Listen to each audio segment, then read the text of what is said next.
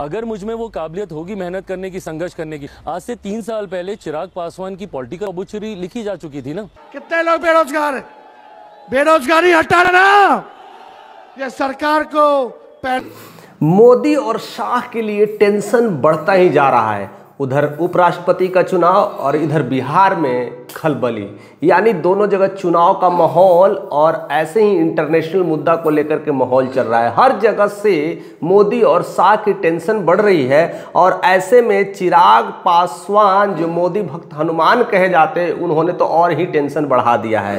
हालांकि वोट अधिकार यात्रा से जिस तरह से ये समापन हुआ, इसको लेकर के जितना जनसैलाब हुआ था, राहुल और तेजस्वी की चर्चा ने हर जगह पूरे बिहार में एक अलग ही लोगों में छवि उत्पन्न कर दी है और लोगों में यह क्रिएशन ला दिया गया है कि वोट चोरी हो रही है और उसी से सरकार अपनी मनमानी के तहत जीत रही है और राज भी कर रही है। ऐसे में कहीं ना कहीं लोगों का रुझान धीरे धीरे अब कमल के बटन से दूसरे बटन पर शिफ्ट होता हुआ दिखाई पड़ रहा है और ऐसे में मोदी और शाह की आशंका बढ़ती जा रही है। और ऐसे में अब खुद चिराग हो, चाहे मांझी हो, चाहे नीतीश हो, सबका बुखार अब तेज होता हुआ जा रहा है और हर कोई कहीं ना कहीं शिफ्टिंग के फिराक में लगे हुए हैं। उन्हें अब एहसास होने लगा है कि जिस तरह से बिहार बदलाव में लोग इकट्ठा हुए, गांधी मैदान में लोग इकट्ठा हुए, बहुत कुछ बदल सकता है और बिहार की सरगर्मी तेज हो सकती है।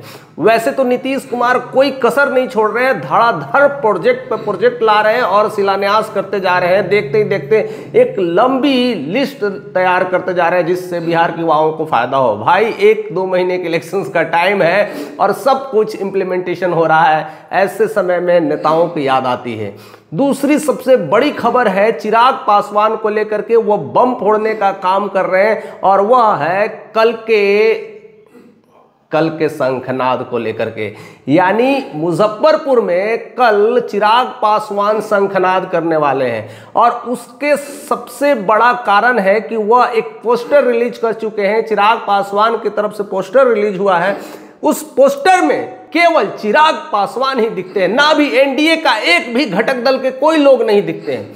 ना मोदी, ना शाह, ना नायडू, ना नीतीश, ना मांझी, ना कुशवाहा, कोई नहीं है उस पोस्टर में। यानी 9 संकल्प के तहत अब मुजफ्फरपुर से फिर से चिराग पासवान दहाड़ने की स्थिति में है और ऐसे में बगावत की बू आना तय हो गया है।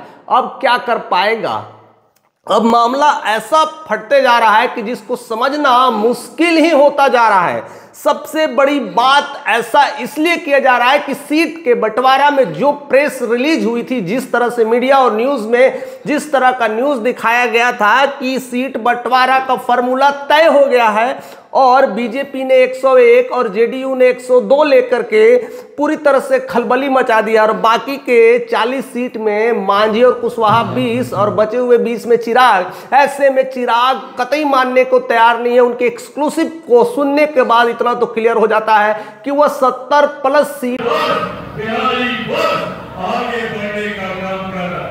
हम जानते हैं कि बिहार की हर एक महिला, हर एक बच्ची को लेकर करके अड़े हुए हैं और दूसरी तरफ उनके जीजा अरुण भारती प्रक्रिया है और इस प्रक्रिया के तहत अगर चुनाव आयोग ने भी इस बात को क्लियरली कह दिया है कि अब हमारी भागीदारी है अब नीतीश से कम नहीं है। नीतीश के साथ अब हम खड़े हो रहे हैं और पहली बार नीतीश के साथ मिलकर के काम कर रहे हैं और हमने भी इतनी पकड़ बना ली है, तो सीट के बंटवारा में फिर कमी क्यों?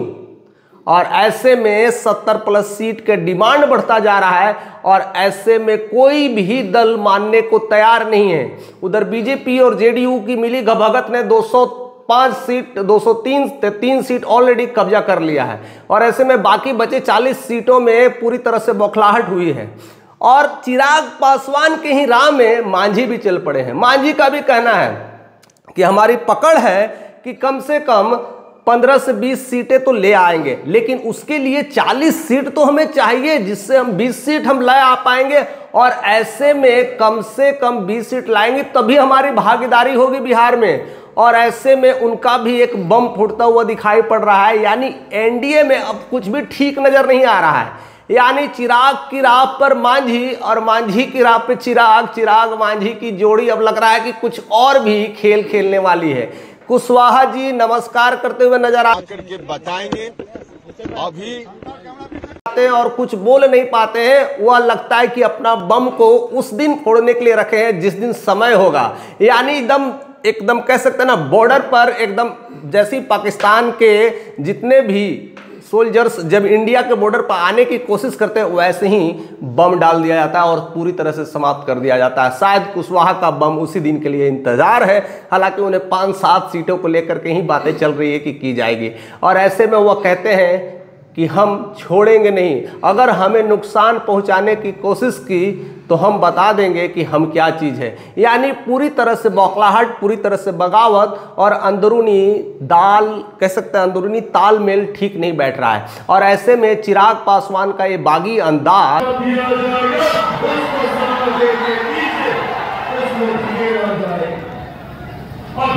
और एक पोस्टर रिलीज करना इस बात का क्लियर मैसेज आता है कि चिराग पासवान को अभी संतुष्टि नहीं मिली है।